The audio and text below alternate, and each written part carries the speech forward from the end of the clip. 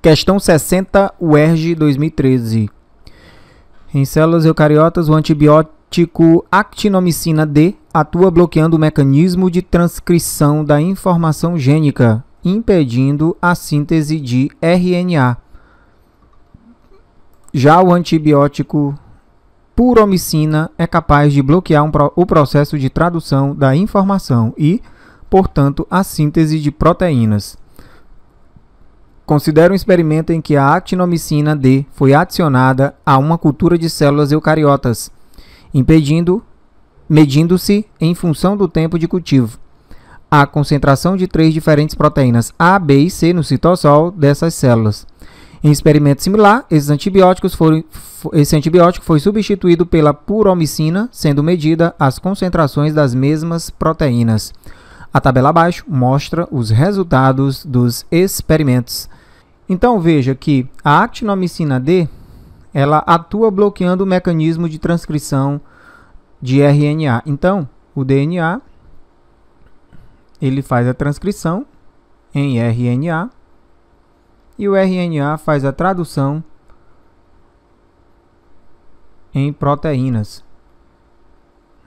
Então, a actinomicina D ela atua bloqueando o mecanismo de transcrição. Então, esse processo de transcrição ele é bloqueado. Então, as moléculas de RNA que vão estar lá no citoplasma fazendo o processo de produção de proteínas que foram produzidas antes desse bloqueio, que vão ficar lá no citosol, elas vão produzir proteínas até se desgastar.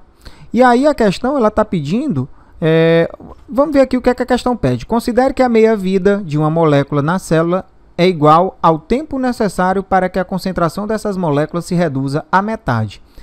Estabeleça a ordem decrescente dos tempos de vida, de meia-vida do RNA mensageiro, primeiro do RNA mensageiro, das proteínas A e B, A, B e C, quer dizer, proteínas A, B e C, e compare também o tempo de meia-vida dessas proteínas e estabeleça a relação entre esses tempos.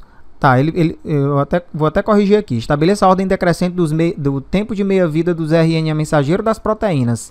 RNA das proteínas A, RNA da proteína B e RNA da proteína C. Também compare, né, o tempo de meia-vida dessas proteínas e estabeleça a relação entre esses tempos. Então, voltando lá ao quadro, a gente pode ver o seguinte. Antes disso, deixa eu mostrar aqui para vocês o que eu já tinha explicado. Então, o processo de transcrição seria o quê? Seria o processo que consiste do DNA produzir RNA. E a tradução é a produção de proteínas a partir do RNA. Então, a actinomicina ela vai bloquear o mecanismo de transcrição, ou seja, o RNA que já foi produzido, ele vai continuar produzindo proteínas até chegar o momento em que ele vai se desgastar e não fazer mais esse processo. Só que ele pede aqui a meia-vida. Então, essa meia-vida seria o quê? É o tempo necessário para que a concentração da molécula de RNA se reduza pela metade. Então, é como se fosse assim. Eu vou colocar aqui valores que não estão na questão, mas para a gente entender como é que vai funcionar. Se eu tenho, por exemplo, 100 RNAs fazendo esse processo, o que eu vou ver? Fazendo o processo de síntese de proteínas. Então, a partir do momento em que chegar a 50 moléculas de RNA fazendo esse processo, né, sendo que 50 já foram desgastadas, então eu posso dizer que essa é a meia-vida de um determinado RNA. O RNA que faz a síntese de A, da proteína A, o que faz a síntese da proteína B e o que faz a síntese da proteína C. Então, eu vou comparar cada um dos três e ver quais deles passa mais tempo, né? Qual que passa mais tempo aí fazendo o processamento de proteínas. No outro caso, a puromicina, ela bloqueia o processo de tradução. Então, ele vai bloquear esse processo aqui, esse momento de tradução. Então, o que acontece? As proteínas que já estão lá no citoplasma, elas vão ser analisadas. E a mesma coisa funciona da mesma forma.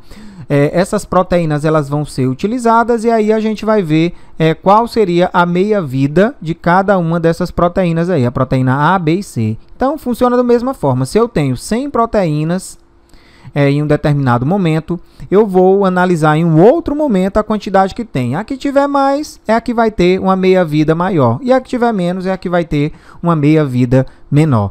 Voltando aí à questão, o que a gente pode perceber? Que a proteína, o RNA que produz a proteína C, ele passa mais tempo fazendo suas atividades. Então, 14 vezes 10 a menos 3 é um número maior. Então, a quantidade de proteínas de RNA que produz proteína C, né, ele é maior do que a quantidade de RNA que produz a proteína B. E a proteína B, o RNA B, ele passa mais tempo aí, né, fazendo esse processamento do que quando comparado com o RNA A. Então, 14 vezes 10 a menos 3 é um número maior do que 3 vezes 10 a menos 3, e 3 vezes 10 a menos 3 é um número maior do que 5 vezes 10 a menos 6. Então, a nossa resposta seria o quê? Que, nessa ocasião, a meia-vida do RNA-C é maior. Então, RNA-C é maior, seguido por RNA-B, seguido por RNA A. Ele é o primeiro que é desgastado. Tudo certo? Muito bem. No outro caso, a gente pode perceber que, fazendo a análise aí nos 60 minutos, né, no tempo de cultivo, a gente vai ver que a meia-vida da proteína que a gente analisou, né, que a gente está analisando, que é a proteína A, B ou C, eles têm uma meia-vida igual, porque vocês podem ver que o tempo lá nos 60 minutos, no topo, né, do processo, se a gente olhar aqui, inclusive, os outros tempos, né, a gente vai ver que são iguais. Então, na realidade, a meia-vida dos três aqui vai ser igual.